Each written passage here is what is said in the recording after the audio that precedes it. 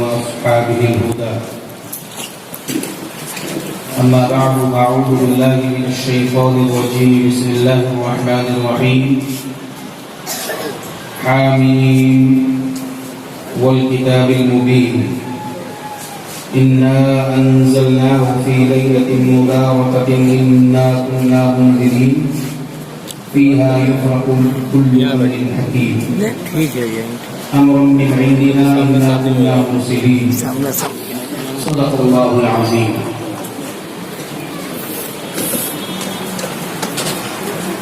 मुहतरम अल्लाह के सामीन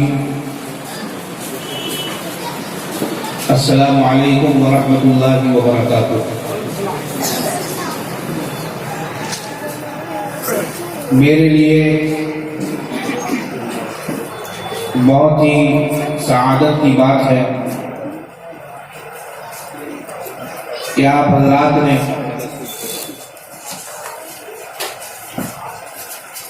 अपने इस महबूब महल्ले में शब-ए बारात के उन्वान पर एक जलसा मुनक़िद किया।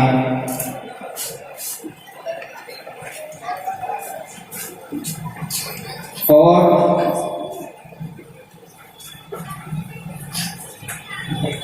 हमें दावत देकर यहाँ बुलाया शब-ए बारात को समझने के लिए, दीन को समझने के लिए, दीन के मकासिद को जानने के लिए। और सबसे बड़ी बात कि अल्लाह और उसके रसूल के अहकाम को जानने के लिए आप हजरात ने इस जलसे को मुनक़िद फरमाया। ये बहुत बड़ी बात है। इस तरह के जलसों में अगर कोई साहब हिस्सा लेते हैं माल के एतबार से, जान के एतबार से या किसी के एतबार से, अगर इस तरह के प्रोग्रामों को मुनक़िद करने में उनका किसी तरह का भी अगर हिस्सा होगा तो वो अज्र से खाली नहीं होगा। हर हाल में उनको अज्र मिलेगा, हर हाल में उनको नेकी मिलेगी।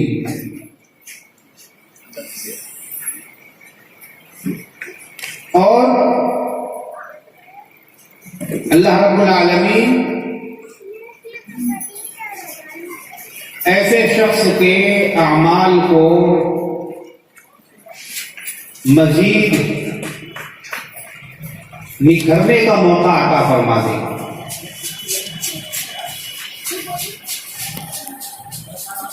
ये कोई कम बड़ी बात नहीं। हज़रत इब्राहीम अलैहिस्सलाम को जब आग में डाला जा रहा था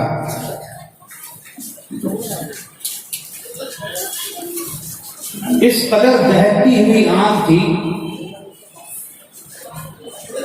कि 40 दिनों तक पहले लकड़ियों को सुलगाया गया। 40 दिनों तक उनको जलाया गया था, सुलगाया गया था और उसको भड़काया गया था। और ऐसी आग में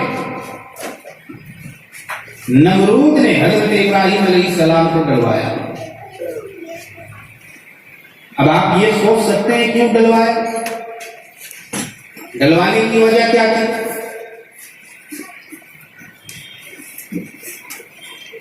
आग का इतना बड़ा अलाव तैयार करने की क्या जरूरत थी? क्यों हजरत इब्राहीम अलैहिस्सलाम आग में डाले गए? दीन पर जमे रहने के वास्ते, दीन पर इस्तकामत के वास्ते, अल्लाह के लिए, अल्लाह रब्बुल आलमीन के पैगाम के लिए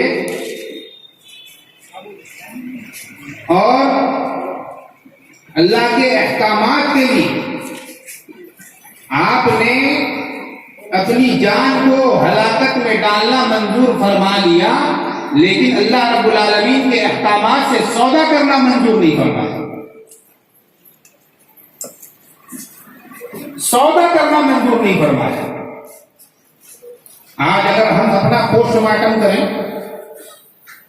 अपना ऑपरेशन करें, तो जगह जगह हम दीन के नाम पर सौदा कर रहे हैं, फिसल रहे हैं। सुबह ईमान वाले हैं, शाम होते होते बेईमान हो गए। सुबह इस्लाम वाले थे, जब रात हुई काफिर बन गए। हम अपना मुहासबा तो करें। सिर्फ टोपी रख लेने से, दाढ़ी बढ़ा लेने से, कुर्ता लंबा कर लेने से, पगड़ी बांध लेने से, पगड़ा लपेट लेने से, लंबा एबा चौड़ा असा आप जो चाहे कहें, इसका नाम इस्लाम नहीं है, इसका नाम दीन नहीं है, इसको मजहब इस्लाम नहीं कहा जाता है। कमली वाले आका मदनी मौला ताजदार मदीना अहमद मुस्तफा मोहम्मद मुस्तफा सल्लल्लाहु अलैहि वसल्लम क्या हम और आप लोगों की तरह कुर्ता पहना करते थे इस तरह से? आज जो हम लोग एम्ब्रॉयडरी वाला कुर्ता पहनते हैं और फैशन वाला कुर्ता पहनते हैं, पैजामा पहनते हैं, शलवार पहनते हैं, उस जमाने में इतना रिवाज नहीं था। सरकार दो आलम सल्लल्लाहु अलैहि वसल्लम अक्सर व बेशतर ऐसा लिबास पहनते थे, बदन में कमली होती थी, बदन में चादरें मुबारक होती थी और तहबंद जिसको सत्र के लिए ढांपा करते थे, वो क्या होता था? उसको तहबंद कहा जाता था उस जमाने में, और हमारे आज के जमाने में लुंगी कही जाती है। लुंगी कहा जाता है उसको। तो इससे कुछ नहीं होता। असल चीज है कि आदमी अपने आप को खुदा के हवाले कर दे, अल्लाह के हवाले कर दे, रसूल के हवाले कर दे, दीन के हवाले कर दे, कुरान के हवाले कर दे, शरीयत के हवाले कर दे। अपने ईमान को बाकी रखे, अपने ईमान को कायम रखे, अपने ईमान को मजबूत रखे, अपने ईमान को जिला दे। कैसा ईमान है कि जरा सी बात में डगमगा जाता है, जरा सा रुपया देखा ईमान गायब, जरा सा पैसा देखा ईमान गायब, अपने नफा की कोई बात आई ईमान गायब। इस ईमान का मुतालबा हमसे नहीं है, इस ईमान का मुतालबा हमसे नहीं है। इश्क तस्लीम और रिजा के मां सिवा कुछ भी नहीं।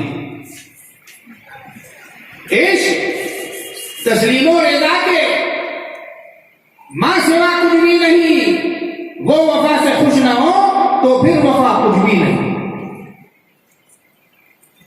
हम किनको मनाने के लिए नमाज पढ़ रहे हैं, हम किनको मनाने के लिए रोजा रख रहे हैं, हम किनको मनाने के लिए हज पे जा रहे हैं, हम किनको मनाने के लिए उम्रा पे उम्रा कर रहे हैं, हम किनको मनाने के लिए कुरान की तिलावत कर रहे हैं, ये किनको मनाने के लिए हम कर रहे हैं? पहले ये तो सोचें। अरे अल्लाह रब्बुल आलमीन को मनाने के लिए हमें हुक्म है कि नमाज पढ़ो, अल्लाह को मनाने के लिए हमें हुक्म है कुरान पढ़ो, अल्लाह को मनाने के लिए हमें हुक्म है कि इबादत करो, अल्लाह को मनाने के लिए हमें हुक्म है कि पड़ोसियों का ख्याल करो। ये दीन है, ये शरीयत है, ये इस्लाम है, ये अहकामात कुरानी है, ये अल्लाह रसूल का फरमान है और ये रसूल की सीरत है। ज़बानी जमा करने से कुछ नहीं होगा, अमल का मुजाहिरा करना होगा, करके दिखाना होगा।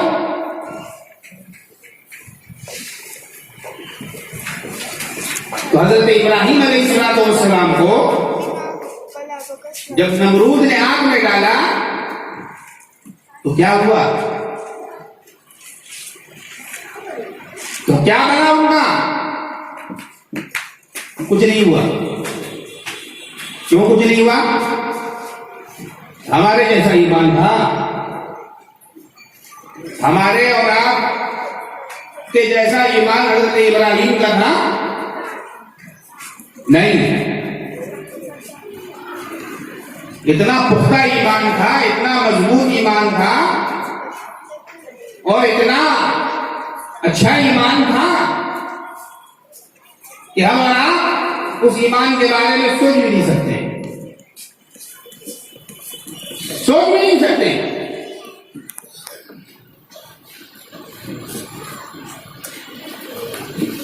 तो उनको जब आग में डाला गया तो सब मखलूक हैरान और परेशान हो गई। आग में डाल दिया गया। एक चिड़िया के बारे में आता है कि वो अपने चोंच में पानी लेके निकल पड़ी। किसी ने पूछा कि ऐ चिड़िया, तू अपने चोंच में पानी लेकर जा रही है, कहां निकल रही है, कहां जा रही है?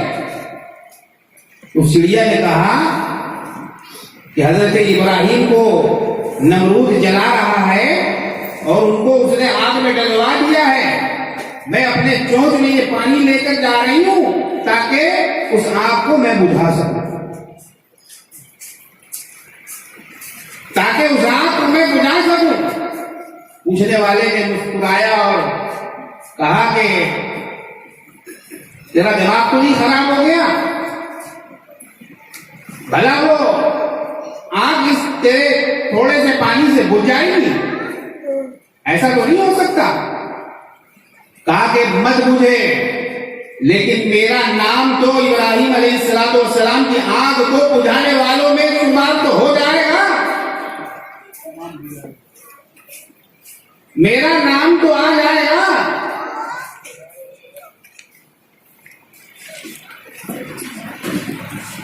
तो इस तरह के दीनी मजालिस को जो हजरात मुनक़िद करते हैं, जो कायम करते हैं, ऐसी मजलिसों में बढ़ चढ़कर हिस्सा लेने की कोशिश करते रहती है। इसमें पीछे हटने की बात नहीं है। यहां किसका नाम लिया जाएगा या किसका नाम लिया जा रहा था? जाहिर बात है अल्लाह का नाम लिया जाएगा, अल्लाह के रसूल का नाम लिया जाएगा, दीन का पैगाम आपके सामने रखा जाएगा। महल्ले वालों का नाम लेने के लिए तो माइक नहीं लगाया गया, स्टेज नहीं बनाया गया, कुर्सियां तो नहीं लगाई गई। इसलिए जब अल्लाह की बात हो, अल्लाह के रसूल की बात हो, तो हमें चाहिए कि हम हत्तल मक़दूर अपनी पूरी कोशिश किया करें और इस किस्म के जलसों को कामयाब से कामयाब बनाएं। बहरकैफ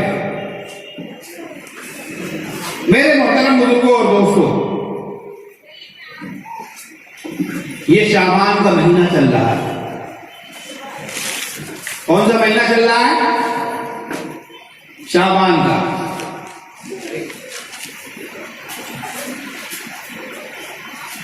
यहां कितने लोग ऐसे हैं जो इस माह शाबान को जानते हैं इसके नाम से?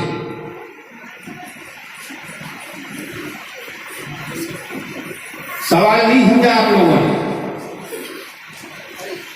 ऐसे कितने लोग हैं जो इस महीने को शाबान के महीने से जानते हैं? ज्यादातर लोग जानते होंगे।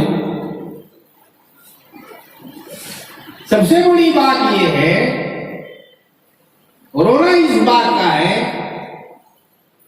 कि हम लोगों ने सारी अक्ल, समझ, फहम, शऊर सब कुछ अपना सिर्फ दुनिया के वास्ते रखा है। दीन के मामलात में, आखिरत के मामलात में शरीयत के मामलात में हम लोग बिल्कुल पीछे रहते हैं, बिल्कुल पीछे रहते हैं।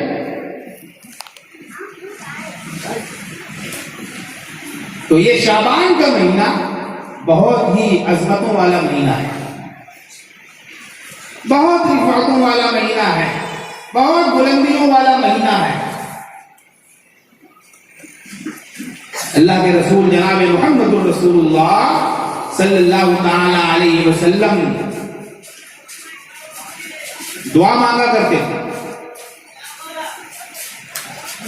रजब ही के महीने से। क्या दुआ करते थे?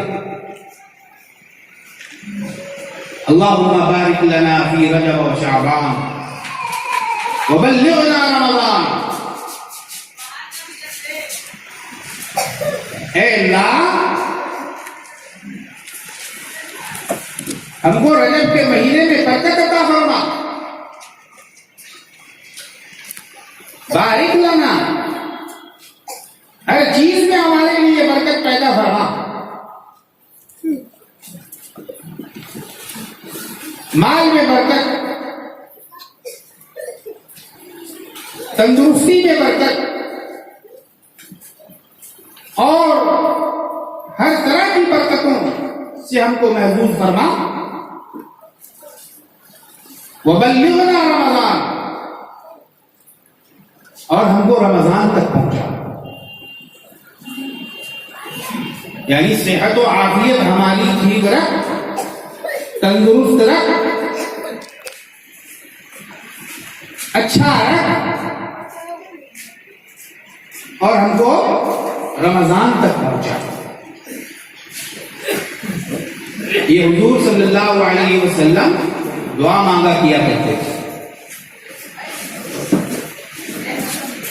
दुआ करवाते थे। तो आप अंदाजा लगाइए कि ये कैसा महीना हो कि जिसमें आकाए नामदार जनाबे मुहम्मदुर रसूलुल्लाह सल्लल्लाहु ताला अलैहि वसल्लम दुआ फरमा रहे हों कि इस महीने की बरकत की वजह से हम लोगों की जिंदगियों में बरकत अता फरमा, खैर और बरकत का मामला फरमा।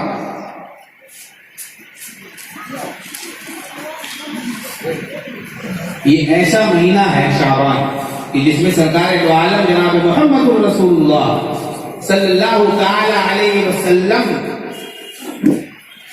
अक्सर और बेशतर रोजा रखा करते थे। शाबान के महीने में अक्सर रोजा रखते थे, इल्ला माशा अल्लाह कभी किसी दिन नाका हुआ तो हुआ।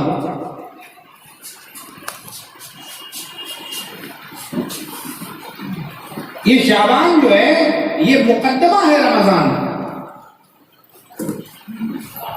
ये रमजान का मुकद्दमा है। रमजान शुरू होने से पहले अल्लाह ताला ने रमजान की इनफिरादियत को और इसकी शान को दिखाने और बताने के लिए शाबान जैसा महीना रमजान से पहले ले आए ताकि लोगों को इसकी अजमत का अंदाजा हो सके। आपने देखा होगा कहीं से कोई गवर्नर जाता है, कोई वजीर आला गुजरता है, कहीं से कोई वजीर आजम जाता है तो सबसे पहले हूटर वाली गाड़ियां जाती हैं, सामने आगे आगे पुलिस की गाड़ी जाती है, हूटर वाली गाड़ी जाती है। क्यों? इस वजह से कि ये जो काफिला है उसमें एक अजीम हस्ती की मौजूदगी है और उसकी वजह से उस काफिले के सामने पुलिस है, पुलिस अमला है, पुलिस वाले हैं और सिक्योरिटी है। क्यों? उसकी अजमत को दिखाने के लिए, उसकी अजमत को जाहिर करने के लिए। सरकार दो आलम जनाब मोहम्मद रसूलुल्लाह सल्लल्लाहु ताला अलैहि वसल्लम एक दफा जन्नतुल बकी की तरफ गए। रात में जन्नतुल बकी की तरफ गए, चुपके से गए। अम्मा आयशा को पता भी नहीं चल सका।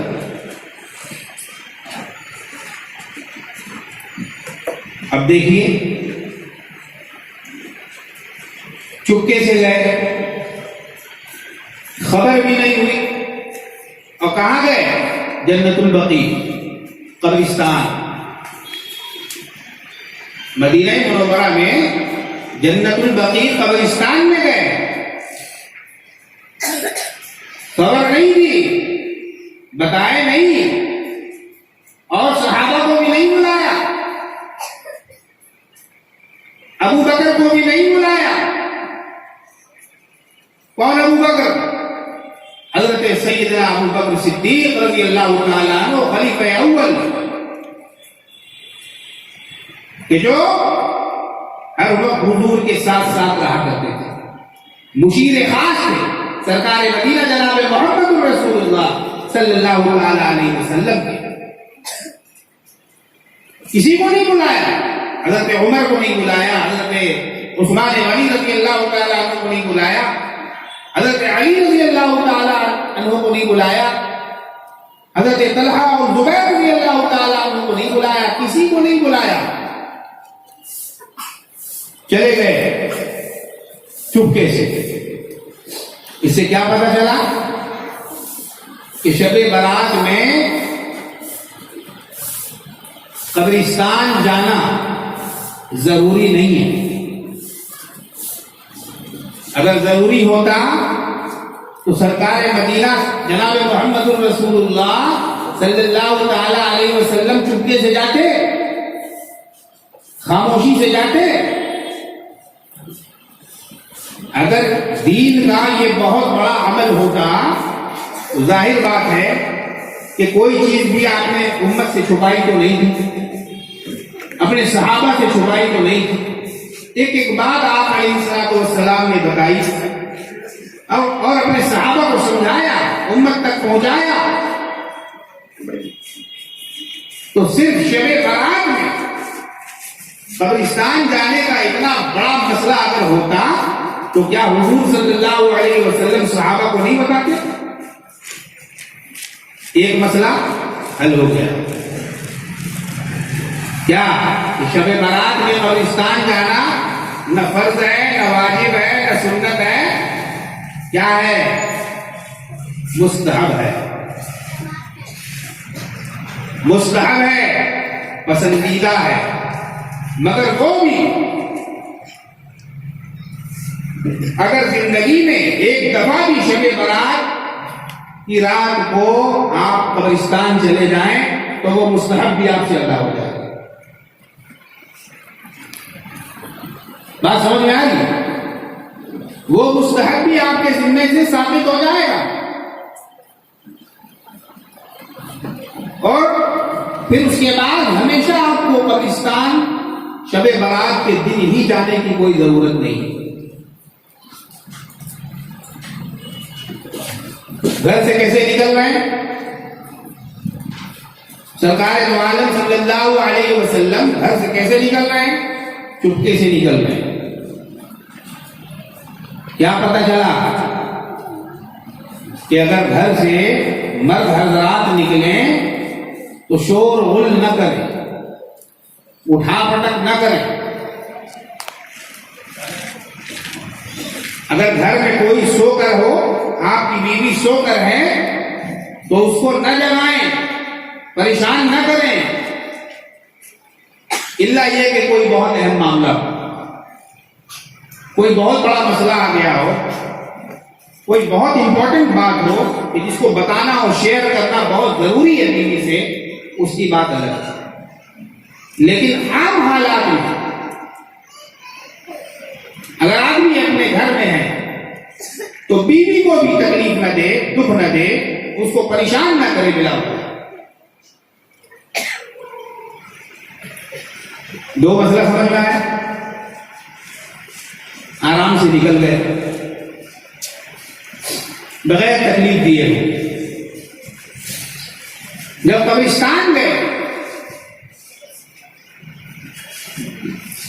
तो अम्मा आयशा सिद्दीका रज़ी अल्लाह तआला अन्हा थोड़ी देर के बाद दौड़ते हुए पीछे गई। देखा कि सरकार दो आलम सल्लल्लाहु अलैहि वसल्लम नहीं है, तो आप अलैहिस्सलाम के पीछे दौड़ी और भागते हुए गई। हदीस की किताबों में आता है कि कमली वाले आका मदनी मौला जनाब मोहम्मद रसूलुल्लाह सल्लल्लाहु तआला अलैहि वसल्लम ने हजरत अम्मी आयशा सिद्दीका रज़ी अल्लाह तआला अन्हा से बाद में पूछा था कि आयशा क्या बात है, क्या बात है, तुम बहुत जोर से सांस ले रही हो, तुम बहुत जोर से सांस ले रही हो, इसका मतलब तुम दौड़ते हुए पीछा करते हुए आई हो, दौड़ते हुए आई हो।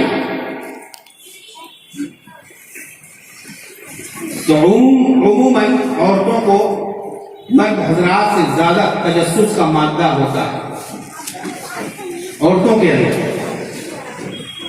मर्द हजरात से ज्यादा खोज ब्रेक का मामला औरतों में होता है और हर वक्त ये लोग परेशान रहती हैं कि चिंटू के पापा कहाँ गए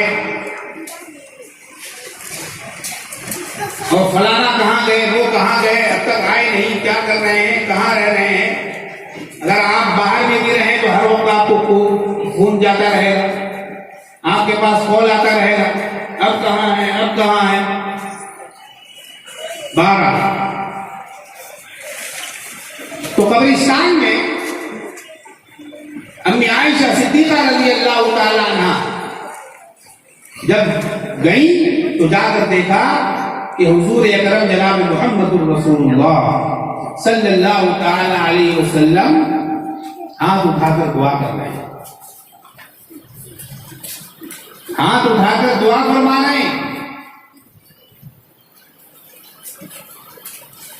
दुआ से जब आप फारिग हुए तो आपने देखा कि अम्मी आयशा सिद्दीका रज़ी अल्लाह तआला अन्हा खड़ी है। तो आपने फरमाया कि आयशा तुम यहां? कहा कि या रसूलल्लाह सल्लल्लाहु अलैहि वसल्लम मैंने आपको कमरे में नहीं देखा था, इसलिए मैं आपका पीछा करते हुए यहां तक आ गई। तो हुजूर अकरम सल्लल्लाहु अलैहि वसल्लम ने फरमाया कि आयशा क्या तुम मुझे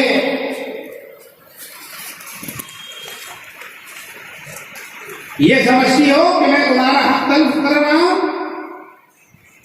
मैं तुम्हारे साथ हक तल्फी का मामला कर रहा हूं? तुम ये समझ रही थी कि मैं अपनी बीवियों में से किसी और बीवी के पास चला गया था? ऐसी बात नहीं है आयशा, ये बहुत मुबारक रात है, ये बहुत अजमत वाली रात है। इस रात में फैसले होते हैं, इस रात में फैसले किए जाते हैं।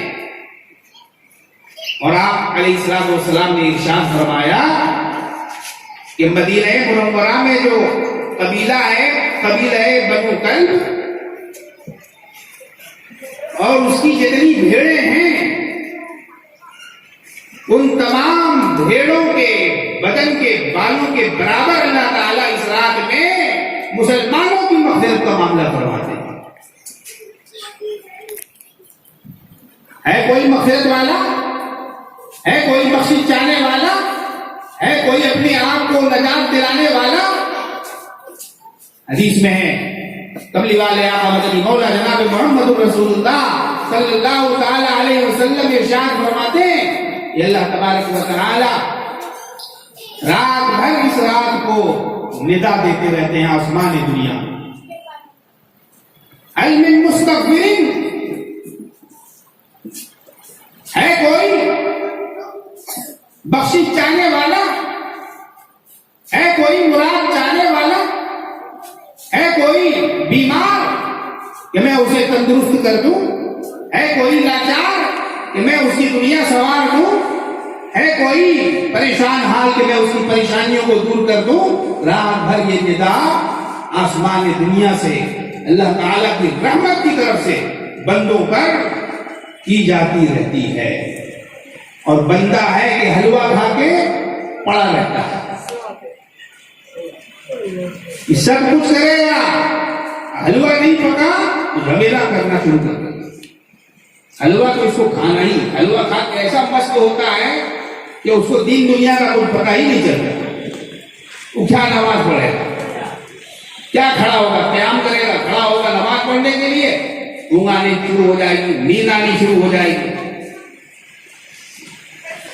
ये हलवा का जोड़ चले बारात से कैसे आया भाई? कौन लेके आया हलवा को? रोजाना तो हलवा खाता है पूरी दुकान में खड़ा होकर, पेट नहीं भरता है। एक दिन नहीं खाएगा तो क्या हो जाएगा? एक दिन नहीं खाएगा, इबादत के लिए अपने आप को रोक लेगा, अपने आप को तैयार रखेगा कि नहीं भाई आज हमको ये काम करना है, आज हमको नमाज पढ़नी है, आज हमको नवाफिल का एहतमाम करना है, आज हम कम खाएंगे, कम पिएंगे तो नींद भी हमको कम आई। सोचा कभी? हलवा के बारे में सोचता है? अरे जलवा के बारे में सोच। ये रात जब हमसे निकल जाएगी, ये रात जब हमारे हाथ से छूट जाएगी, रह जाएगी, और हमारी अगर मग़फ़िरत नहीं हो सकेगी तो क्या फायदा ऐसे हलवे का? ऐसे हलवे का क्या फायदा? जिस हलवे की वजह से हमको नींद आ गई, हम सो गए, बिस्तर में चले गए, ऐसा शख्स बहुत ही बड़ा बदनसीब जो अपनी मग़फ़िरत न करवा सके। शब बारात को हल्के में मत लीजिएगा, हल्के में मत लीजिएगा। शब बारात की कोई बहुत ज्यादा फजीलत अहादीस में नहीं आई है, ऐसी कोई बात नहीं है, ऐसी कोई बात नहीं है। बहुत सारी फजीलतें आई हैं शब बारात की। इसको क्या कहते हैं? शबे बारात। शबे बारात क्या बोलता है शबराती मियां? शबे बारात, बारात नहीं, शबराती का बारात नहीं है, यह जुम्मन का, कल्लू का, नट्ठू का, खैरू का, किसी का बारात नहीं है। बराअत क्या है? बराअत इसका मतलब है छुटकारे की रात, आजादी की रात, खलासी की रात। ऐसा शख्स बहुत बड़ा बदनसीब है जो इतनी कीमती रात को सोने में गुजार दे। इबादत करिए, इबादत करिए। इज्तिमाई इबादत करना बिदअत है। एक जगह इकट्ठे होकर इबादत करना नवाफिल में बिदअत है। अगर सलातुत तस्बीह किसी को पढ़नी है, सलातुत तस्बीह पढ़िए। अगर कोई साहब ये सोचे कि चलो हम लोग जमात करा ले, अच्छी बात है ना। अरे नमाज ही ना पढ़ रहे हैं, कोई बुरा काम कर रहे हैं क्या? शराब पी रहे हैं बैठ के? ये शराब पीने से भी बड़ा बुरा काम है, ये उससे भी बड़ा काम है कि जो चीज दीन में नहीं है और उसको आप दीन में शामिल करें। ये सबसे घटिया काम है, सबसे बुरा काम, ये सबसे खराब काम।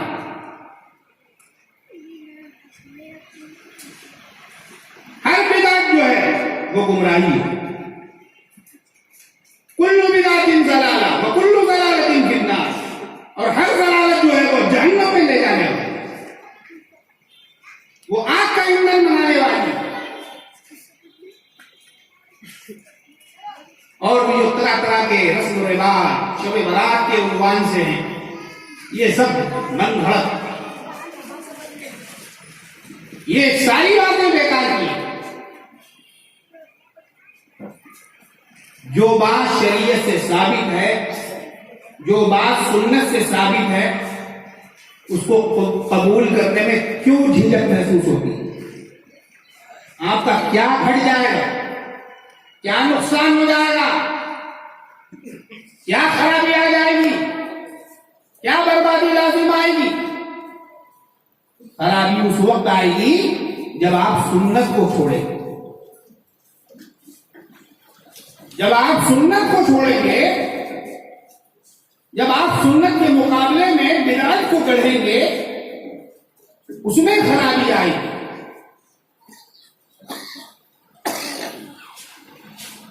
हलवा का कहां से निकाला है सिस्टम? ये कौन निकाला?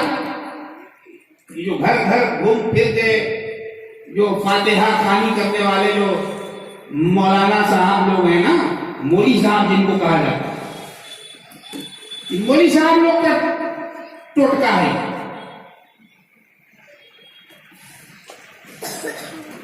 इन लोगों ने निकाला है इस सिस्टम को। एक मन भड़क हदीस बना ली और उसको मशहूर कर दिया गया। क्या हदीस है? यहां गज़वे उहद में हुजूर का दंदाने मुबारक शहीद हुआ था ना, इसीलिए हुजूर सल्लल्लाहु अलैहि वसल्लम हलवा खाते थे। हलवा खाते थे, ऐसे कोई हदीस नहीं है, मनगढ़ंत नहीं है, लफ्ज़ है, बेकार है।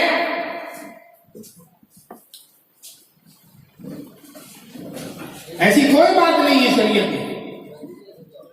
इस तरह की बातों पर अमल करने की कोई जरूरत नहीं है। बदनसीबी से बचिए। इस रात में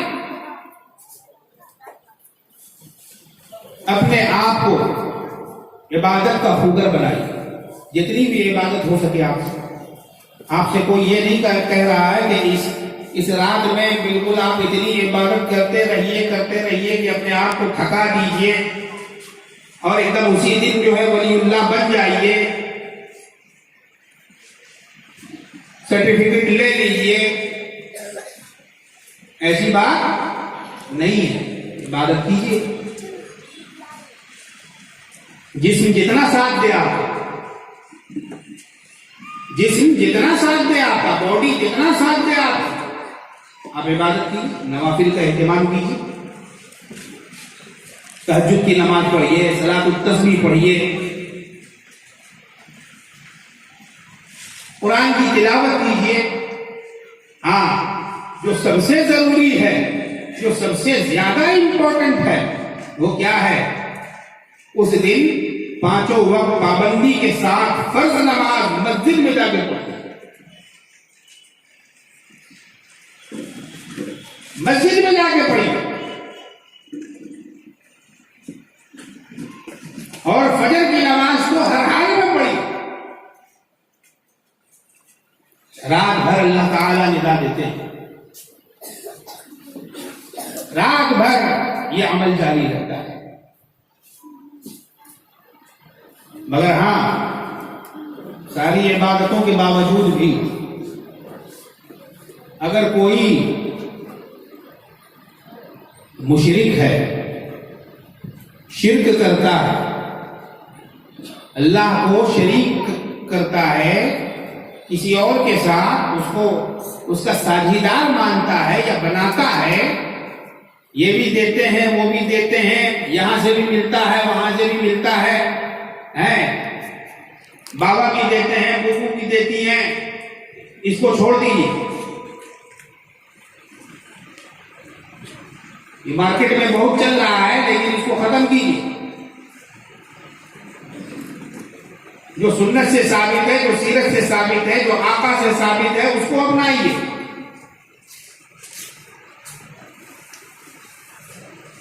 इन चीजों को छोड़ना जरूरी है। जो शिर्क करता है, शिर्क करने वाला वो सबसे बड़ा गुनाहगार है। अल्लाह तबारक व तआला ने कुरान करीम में इरशाद फरमाया, इन्ना शिर्क लज़ुल्मुन अज़ीम, बेशक शिर्क जो है वो सबसे बड़ा जुल्म है। इससे बड़ा और कोई जुल्म है ही नहीं। अरे जब अल्लाह फरमा रहा है तो और किसी की तस्दीक की क्या जरूरत है? इससे बड़ा शिर्क कोई है ही नहीं, इससे बड़ा गुनाह कोई है ही नहीं, इससे बड़ी खता कोई है ही नहीं। ये सबसे बड़ा गुनाह है, सबसे बड़ी खता है,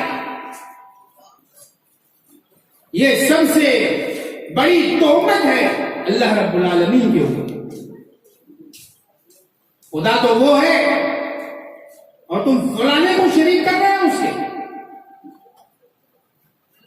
लकड़ी को शरीक कर रहे हो उससे, पत्थर को शरीक कर रहे हो उससे, इंसान को शरीक कर रहे हो उससे, दरख्त को शरीक कर रहे हो उससे, सूरज को शरीक कर रहे हो उससे, चांद को शरीक कर रहे हो उससे, सितारों को शरीक कर रहे हो उससे, दुनिया की मखलूकात से शरीक कर रहे हो उससे।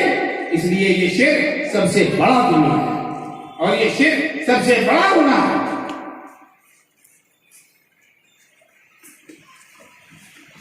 अल्लाह ने कुरान करीम में इरशाद फरमाया, वमन युशिरिक बिल्लाहि फक़द इफ्तरा इस्मन अज़ीमा, जो अल्लाह के साथ किसी को शरीक करता है वो उसने बहुत बड़ा इफ्तिरा का काम किया, बहुत बड़ा इफ्तिरा का काम किया। उसको किसने बताया, किसने समझाया, किसने ये बात उससे बताई?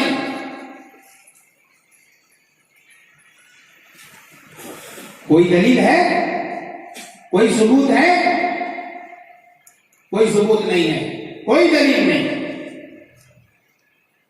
शिर्क से बचिए। बहुत से टोपी वाले लोग भी शिर्क करते हैं। हाजी साहब हैं, नवाजी साहब हैं, काजी साहब हैं, सब हैं, लेकिन शिर्क करते हैं। शिर्क से बचने का हुक्म है।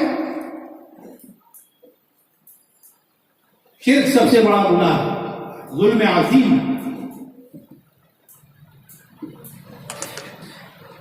तो ऐसे मुशरिक की इस रात भी बख्शिश नहीं होगी। ये कौन फरमा रहा है? सरकार दो आलम जनाब मोहम्मद रसूलुल्लाह सल्लल्लाहु ताला अलैहि वसल्लम इरशाद फरमा रहे हैं, ऐसे मुशरिक की बख्शिश इस रात में नहीं होगी। अगर मुसलमान है तो खालिसतन अल्लाह को पूजो, अल्लाह को मानो, अल्लाह की इबादत करो। हम लोग पढ़ते हैं ना सूरह फातिहा पढ़ते हैं, हर मुसलमान को सूरह फातिहा याद होगी। क्या पढ़ते हैं? इय्याका नअबुदु, इय्याका नअबुदु, हम तेरी ही इबादत करते हैं, तेरी ही इबादत करते हैं। ही आदमी कहां लगाता? जहां बात को मजबूती से साबित करने की जरूरत होती है वहां ही लगाया जाता है। इसको ताकीद कहा जाता है। क्या कहते हैं? ताकीद कहते हैं।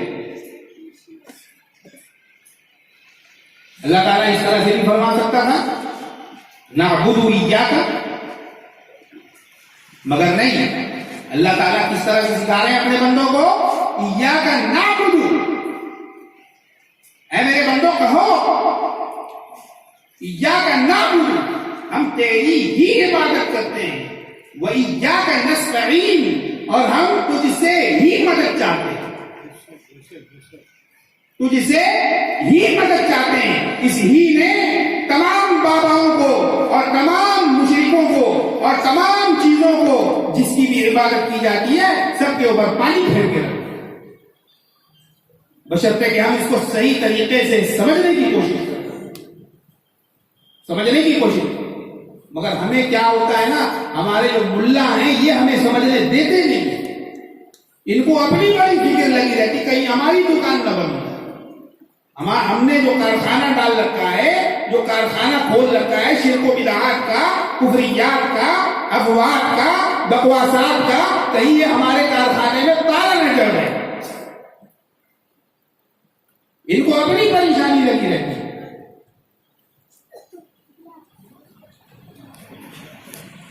फातिहा आगे से होगा कि पीछे से होगा, दाईं तरफ से होगा बाईं तरफ से। फातिहा कोई गाड़ी है, कोई फोर व्हीलर है? अरे फातिहा किसके लिए कर रहे हैं आप? किसको भेजना है? किसके लिए हो रहा है? इसको तो समझिए पहले तो इसको समझना होगा ना, ये हम जो कर रहे हैं ये क्या कर रहे हैं। ये अल्लाह के लिए हो रहा है, अल्लाह के लिए कर रहे हैं, तो इसमें आगे पीछे ऊपर नीचे दाएं बाएं करने की क्या जरूरत है? अब यही हाल है, किसी के यहां मैयत हो जाती है, कोई मर जाता है तो 40 दिन तक चुप से दुक्का बैठा रहेगा,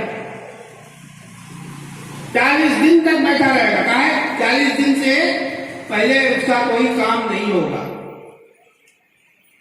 क्या है? तो काम है, काम, तैयारी शुरू हो रही है, काम होगा, बड़ा काम होगा, उसको कहते हैं बड़ा काम। बड़ा काम 40 दिन के बाद होगा। किसी ने कैद लगाई थी भाई, किसी ने मना किया था आपको? हुक्म तो ये है कि आदमी जब फौत हो जाए, विसाल पा जाए, इंतकाल हो जाए, उसी वक्त से पूरा यासीन पढ़ना शुरू कर दो, मग़फ़िरत की दुआ करनी शुरू कर दो, कुरान पढ़ने का एहतिमाम शुरू कर दो। 40 दिन तक अच्छा से जब कुटा जाएगा, जब पिसा जाएगा, जब फूर फूर के मारेगा फरिश्ता लोग, उसके बाद जाके छुड़ाएगा। ये कैसी बदअक़ली है भाई? कुछ तो जरा सा सेंस से काम लो, सेंसर खत्म हो गया है। अकल से काम लेना होगा, अकल से काम लेना होगा। जिस दिन आदमी फौत हुआ, जिस दिन किसी का इंतकाल हुआ, बस उसी वक्त से उसके लिए काम शुरू कर दो। वहां तो हुक्म है, 40 दिन कहां रुकना मना भाई? कहां रुकने के लिए कहा गया कि 40 दिन तक आपको इंतजार करना पड़ेगा? नहीं मेरे भाई, दीन समझने की चीज है, दीन सीखने की चीज है, दीन हासिल करने की चीज है। दीन सिखाया तबलीग वाले आका मदनी मौला जनाब मोहम्मद रसूलुल्लाह सल्लल्लाहु अलैहि वसल्लम। हज़रात सहाबा के जरिए से ये दीन हम तक पहुंचा, हज़रात सहाबा के जरिए से ये कुरान हम तक पहुंचा, हज़रात सहाबा के जरिए से ये अहादीस हम तक पहुंची। अगर आज ये अहादीस, ये कुरान और सरकार की ये तमाम बातें हम तक न पहुंचती तो बताइए कि हमारा क्या हाल होता और हम कैसे मुसलमान होते और कैसे मुसलमान रहते। तो ये सारी चीजें आज जो हमारा दिमाग जो सही और गलत का फैसला नहीं कर पाता है, इसकी सबसे बड़ी बुनियादी वजह यह है कि हमारे जो मजहबी रहनुमा है और मजहबी पेशवा है, इनकी वजह से हम लोगों को जगह जगह परेशानियों का सामना करना पड़ता है, परेशानियों का सामना करना पड़ता है। ऐसे लोगों की वजह से हमारा दीन बर्बाद होता है, हमें नुकसान होता है। हमें चाहिए कि हम सही तरीके से फैसला करें, हर एक की बात पर ना आए, हर एक की बात पर ना आए। ये फातिहा का जो मैंने बताया, फातिहा आप जब भी कर लें, जब भी पढ़ लें, जहां से भी पढ़ लें। मुर्दे को बख्शना है, उसकी मग़फ़िरत का मामला हल करना है, कहीं से भी आप कुरान पढ़ के उसको बख्श दें। घर से हो, मकान से हो, दुकान से हो, कारखाने से हो, कहीं से भी हो, मस्जिद से हो, आप आराम से बख्श सकते हैं। पढ़ के उसको सवाब उसको पहुंचा सकते हैं। इसके लिए किसी कैद की कोई बात तो नहीं है ना, ये तो हमने जबरदस्ती अपने हाथों से लगाया, ऐसी कोई बात नहीं। एक मस्जिद में एक मौलवी साहब रहा करते थे। मौलवी साहब उस मस्जिद के इमाम थे। इत्तेफाक से उस मस्जिद में मौलवी साहब के गायबाने में एक बुढ़िया आ गई, एक औरत आ गई फातिहा करवाने के लिए। मौलवी साहब तो थे नहीं मस्जिद में, वो बुढ़िया जो आई फातिहा कराने, तो दरवाजे पे क्या देखती है कि कोई शख्स बैठा है। वो जाती है उसके पास, कहती है भाई ये फातिहा कर दो। वो कहता भाई मैं तो मुसाफिर हूं, मैं तो परदेसी हूं, मैं इमाम तो नहीं हूं। कहा भाई इमाम साहब का कहीं गए होंगे। तो वो बुढ़िया कहती है कि ठीक है आप ही कर दीजिए, क्या आ रहे इसमें। वो भी था बेचारा फकीर, जरूरतमंद। तो उसने कहा ठीक है लाओ फातिहा कर देता हूं। जब उसने फातिहा कर दिया और वो बुढ़िया वो लेके चली गई, तो बुढ़िया जैसे ही मस्जिद से बाहर निकली, रास्ते में वो इमाम साहब मिल गया उसको। रास्ते में इमाम साहब मिल गए। कहा कि क्या लिए जा रही हो। कहा कि ये शेरनी है, मैं मस्जिद ले गई थी फातिहा करवाने के लिए। कहा कि अच्छा तो फिर वापिस क्यों जा रही है। कहा कि फातिहा तो हो गया। इमाम साहब बिगड़ गए, अरे मेरे रहते हुए फातिहा किसने पढ़ दिया भाई, कैसे फातिहा हो सकता है, ऐसा तो नहीं हो सकता। बहुत गुस्सा हुए इमाम साहब, बहुत नाराज हुए। मस्जिद गए और जाने के बाद लंबी सी लाठी निकाली। लाठी निकालने के बाद पूरी मस्जिद में रौंद रहे हैं और लाठी को मार रहे हैं, ये मार रहे हैं, ये मार रहे हैं। इतना मारते रहे पूरी मस्जिद में, और मारते मारते बेहोश होकर गिर गए। लाठी चलाते चलाते मस्जिद में मारते मारते बेहोश होकर गिर गए। लोगों को पता चला, लोग आए, उनको उठाया गया, पानी पिलाया गया। कहा कि क्या बात है इमाम साहब, आप इस तरह से गिर गए और लाठी भी आपके हाथ में, हम लोगों ने सुना कि आप यहां लाठी भी खूब चला रहे थे। तो इमाम साहब ने कहा कि कैसे नहीं लाठी चलाते भाई, कैसे नहीं लाठी चलाते। तुम लोगों के मुर्दों को हम बख्शते हैं, तुम लोग आते हो मेरे पास और हम उसकी बख्शिश का मामला करते हैं, दुआ करते हैं, मग़फ़िरत करते हैं। लेकिन पता नहीं आज किसने फातिहा कर दिया, किसने मुर्दा को बख्श दिया और उसकी मग़फ़िरत कर दी कि सारे मुर्दे मेरे ऊपर लिपट गए, सब के सब लिपट गए। तो भाई ये नया काम कैसे हो गया। लड़ता रहा, भिड़ता रहा, लेकिन जब वो लोग मेरे ऊपर गालिब आ गए तो आखिर में मैं बेहोश होकर गिर गया। आखिर उन लोगों ने मुझे चित कर ही दिया। बताओ हम कहां तक लड़ते। इमाम साहब ने कहा कि अब आज के बाद से तुम लोग किसी और से मत फातिया कराना, वरना मेरी जान तो चली जाएगी। मैं इन लोगों से कैसे लड़ सकूंगा। बहर कैफ कुरान क्या कहता है, अल्लाह के रसूल क्या कहते हैं, सहाबा का क्या तर्ज अमल रहा है, सहाबा की क्या सुन्नत रही है, हमें चाहिए कि हम इसको देखें, हम इसको परखें। ये कसौटी है, ये पैमाना है शरीयत को समझने का, दीन को समझने का, इस्लाम को समझने का, कुरान को समझने का। ये कसौटी है और ये पैमाना है। अगर हम इससे हटकर दीन को समझने की कोशिश करेंगे तो यकीनन गुमराह हो जाएंगे और फिर हमको गुमराही से कोई नहीं निकाल सकता, कोई नहीं निकाल सकता। कुरान पढ़ने के लिए क्या सिर्फ मदरसे के बच्चे? हम कब पढ़ेंगे कुरान? हम कब सीखेंगे कुरान? हम क्यों मदरसे के बच्चों के मोहताज रहें? ये तो रमजान अभी आ रहा है, रमजान आ रहा है ना।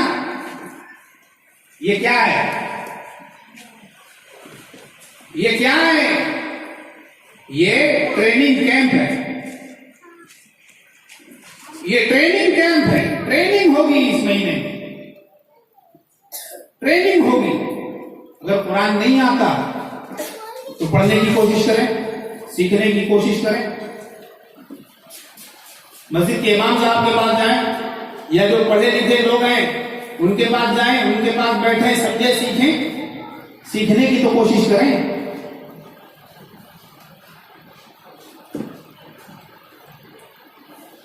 अफसोस इस बात का है कि हम लोग दुनिया के लिए सब कुछ करने के लिए तैयार हैं, लेकिन दीन के लिए, आखिरत के लिए करने के लिए कुछ भी तैयार नहीं। हदीस में कमली वाले आका मदनी मौला जनाब मोहम्मद रसूलुल्लाह सल्लल्लाहु ताला अलैहि वसल्लम ने इरशाद फरमाया कि समझदार शख्स वो है, अक्लमंद शख्स वो है जो मरने से पहले मरने की तैयारी करे,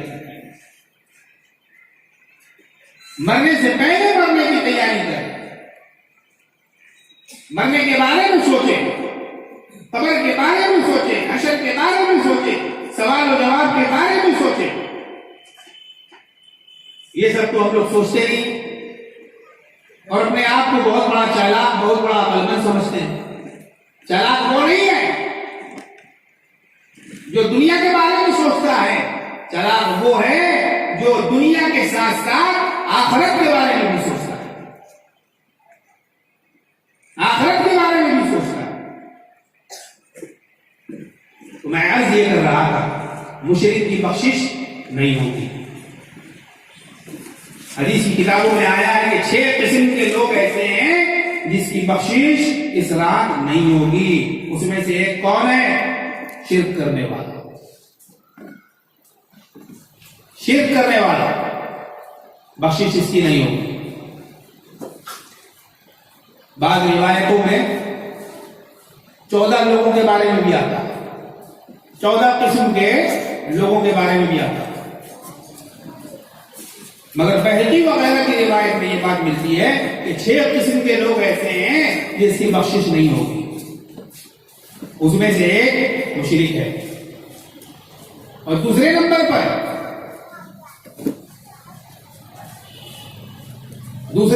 पे रिश्ता कता करने वाला, रिश्तेदारी को खत्म करने वाला। आज देख लीजिए, आज हमारे माहौल में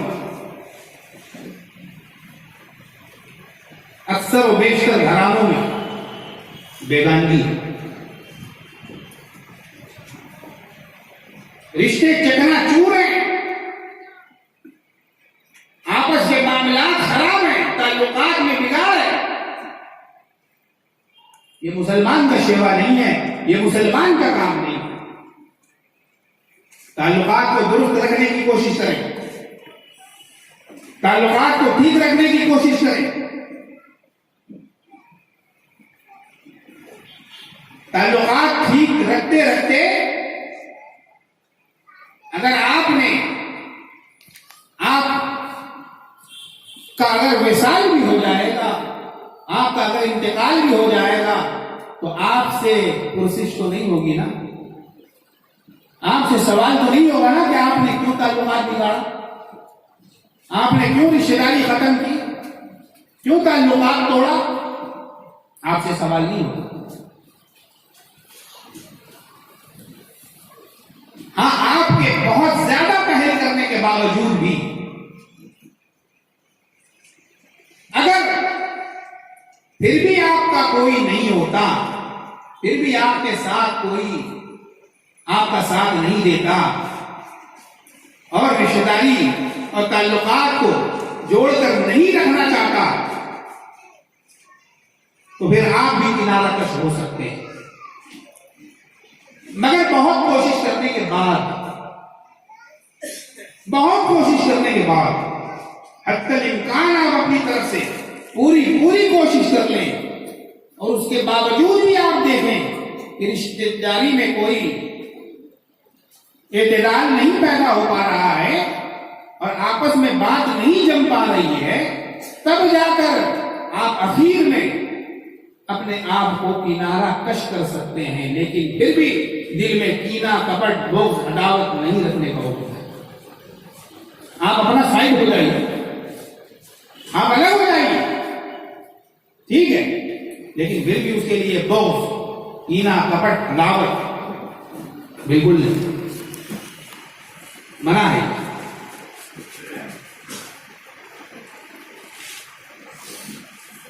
तो रिश्तेदारी को खत्म करने वाला, उसकी भी बख्शिश इस रात में नहीं होगी, शब बारात में उसकी भी बख्शिश नहीं होगी। चाहे वो जितनी नमाज पढ़ ले, जितनी नमाज पढ़ ले, दिन को रोजा रख ले,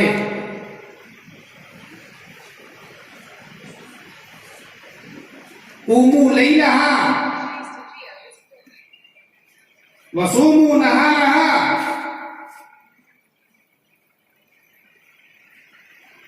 हदीस में हुक्म है, हजरत अली रज़ी अल्लाह तआला अन्हु की रिवायत, सरकार मदीना जनाब मोहम्मद रसूलुल्लाह सल्लल्लाहु तआला अलैहि वसल्लम से आपने रिवायत फरमाया कि सरकार गिरामी का इरशाद है,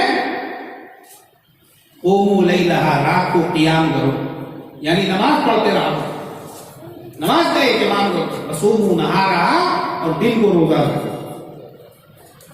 ये रोजा रखना जो है मुस्तहब है, फर्ज भी नहीं है, वाजिब भी नहीं है, सुन्नत भी नहीं है। ये रोजा रखना सुन्नत भी नहीं है, मुस्तहब।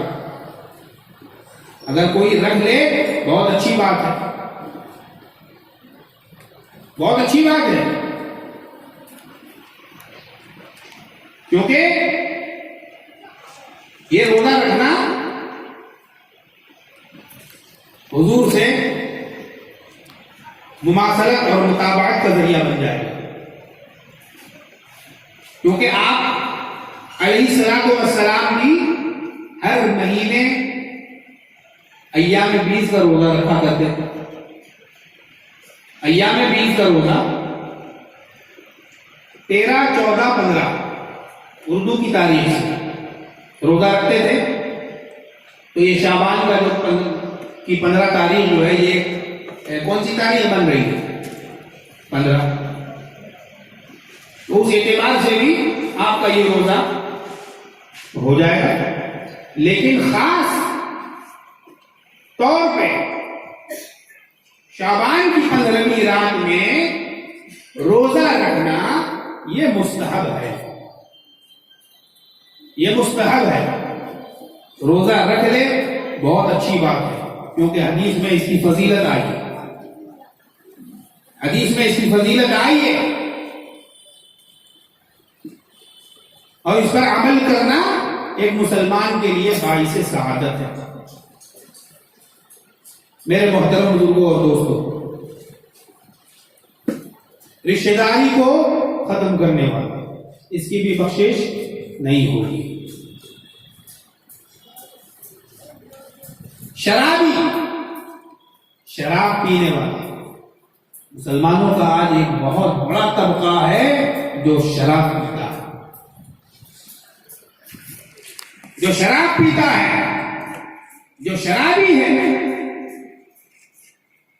नशेड़ी है, अल्लाह और उसके रसूल से डरता नहीं, अल्लाह के फरमान पर अमल करता नहीं,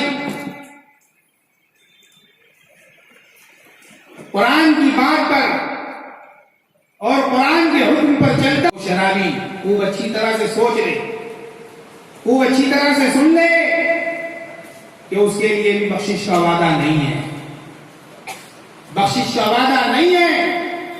अगर उसको अपनी बख्शिश करानी है और इस बात की तमन्ना उसके दिल में है कि मेरी भी मग़फ़िरत हो जाए, मेरी भी बख्शिश हो जाए और मेरा भी बेड़ा पार लग जाए, तो उसको शराब छोड़ना पड़ेगा, तौबा करना पड़ेगा उसको, शराब से तौबा करनी पड़ेगी उसको और उसको छोड़ने का इरादा उसके दिल में अगर आ गया तो उसकी भी मग़फ़िरत हो जाएगी, उसकी भी मग़फ़िरत हो जाएगी। ये शराब, ये कुरान करीम में जो इसके बारे में बिल्कुल सराहत के साथ अल्लाह तबारक व तआला ने इरशाद फरमा दिया, बिल्कुल साफ साफ इरशाद फरमा दिया। अल्लाह ताला ने कुरान करीम में इरशाद फरमाया, इन्नमल खम्रु वल मैसिरु वल अंसाबु वल अज़लामु रिज्सुम मिन अमलिश शैतान। ये शराब पीना, खम्र, मैसिर जुआ खेलना, आज मुसलमानों में भी जुआड़ियों की कमी नहीं है, जुआ खेलने वाले भी एक से बहुत सारे जुआड़ी बन गए। अपने बच्चों की सही निगरानी मां बाप के ऊपर करना फर्ज है, सही तरीके से उसकी निगरानी करना फर्ज है। कहां जाता है, किससे मिलता है, कब आता है, कब जाता है, ये मालूमात हासिल करना बहुत जरूरी है, क्योंकि जरा सी कोताही होगी आपका बच्चा आपके हाथ से निकल जाएगा, जुआरी के पास बैठा रहेगा, शराबी के पास बैठा रहेगा, नशेड़ी के पास बैठा रहेगा, बदकार के पास बैठा रहेगा। तो आपको चाहिए कि आप अपने बच्चों की निगरानी खुद किया करें, उसको छोड़ ना दें, यूं ही ना छोड़ दें, बल्कि उसकी निगरानी भी आप ही के जिम्मे।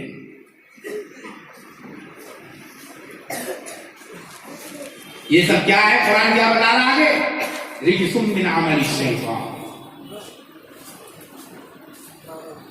ये नापाकी है, गंदगी है और ये शैतानी काम है। शराब का हुक्म बिल्कुल साफ साफ कुरान में है, बिल्कुल साफ साफ। अब अगर कुरान की इस बात को कोई सुनकर भी न माने तो वो गुनाहगार है ना, लायक सजा है ना, लायक इताब है ना, लायक अज़ाब है। कुरान जब कह दे, कुरान ने कह दिया, अल्लाह के रसूल ने बतला दिया, इस बात को मान लेना ही एक मुसलमान की अलामत है। वही है सच्चा मुसलमान, वही है आशिक़ रसूल, उसी को है सरकार दो आलम जनाब मोहम्मद रसूलुल्लाह सल्लल्लाहु तआला अलैहि वसल्लम से मोहब्बत व उल्फत। वो है सच्चा मुसलमान और वो है अच्छा मुसलमान। जाहिरी वज़ाक़ता को अच्छा समझना और अच्छा बावर करना ये सही नहीं है। तो शराबी की बख्शिश नहीं होगी। क्या पता चला कि इस रात में अगर आपको अपनी बख्शाइश करवानी है तो आपको सबसे पहले तौबा करनी है। अल्लाह के सामने आपको तौबा करने की जरूरत है और इस गुनाह से नादिम होने की जरूरत है। तब तो आपकी बख्शाइश हो जाएगी और आपकी मग़फ़िरत हो जाएगी। और क्या बताया? माँ बाप का नाफरमान, माँ बाप का नाफरमान ये बहुत बड़ा गुनाह है। वालिदैन की नाफरमानी करना, इसकी भी बख्शिश नहीं होगी, इसकी भी बख्शिश नहीं होगी। अगर वालिदैन के नाफरमान हैं हम, तो हमको चाहिए कि सबसे पहले हम अपने वालिदैन से माफी मांगे, अपने वालिदैन से माफी मांगे।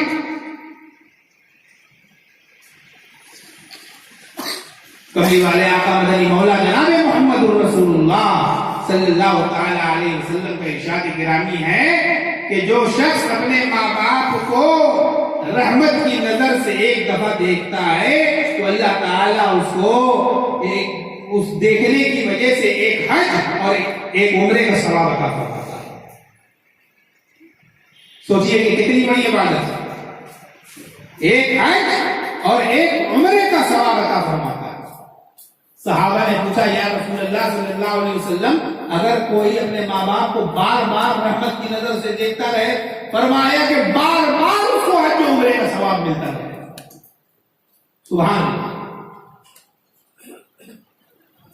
कैसा प्यारा दीन है हमारा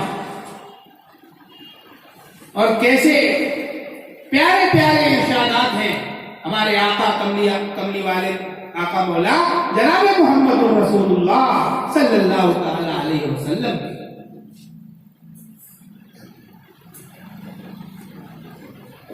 तो माँ बाप की नाफरमानी अगर हम आज तक करते आए हैं तो हमें चाहिए कि अब हम उसको छोड़ दें। ये जलसा, ये महफिल, ये मजलिस किसी एक बात पर अमल आवरी का नाम, अमल करने का नाम। भोपू लगा के, माइक लगा के, मशीन लगा के और सबको जगा के, लाइट बत्ती पंखा बिजली सब कुछ करा के अगर इन बातों पर हम लोग अमल पैरा नहीं होंगे तो इसका कोई फायदा नहीं होगा। अगर आप लोगों ने ये जलसा किया है कि हम लोगों को सीखना है, समझना है, जानना है कि शब बारात किसको कहते हैं, तो सुन लीजिए शब बारात किसको कहते हैं। जो कुछ आपके सामने समझाने की कोशिश की जाती है। मग़फ़िरत कैसे होगी? ऐसे होगी। अगर आप शराबी हैं तो मग़फ़िरत आपकी नहीं होगी। आप माँ बाप के नाफरमान हैं तो मग़फ़िरत आपकी नहीं होगी। आप ज़ानी हैं तो आपकी मग़फ़िरत नहीं होगी। आप रिश्ता कता करने वाले हैं, काटने वाले हैं तो आपकी मग़फ़िरत नहीं होगी। बात जो है वो दो और दो चार की तरह बिल्कुल साफ है, वाज़ेह। ये काम हमको नहीं करना है। अगर हम ये काम करेंगे तो हमारी बख्शिश नहीं होगी, हमारी मग़फ़िरत नहीं होगी। मेरे मोहतरम बुजुर्गों और दोस्तों, हमें चाहिए कि शब बारात की हम कद्रदानी करें। इस रात को अजमत वाली रात कहा गया है। हज़रात सहाबा किराम रिज़वानुल्लाहि तआला अलैहिम अजमईन ने इस रात में इबादत की है और खुद सरकार दो आलम जनाब मोहम्मद रसूलुल्लाह सल्लल्लाहु तआला अलैहि वसल्लम ने भी इस रात में इबादत की। हाँ, ये अलग बात है कि इस रात का जो दर्जा है वो शबे कद्र से कम है, वो शबे कद्र से कम है। शबे कद्र किसको कहते हैं आप लोगों को तो मालूम ही है शब कद्र तो वो रात है कि जिस पर 1000 रातों को भी कुर्बान किया जा सकता है।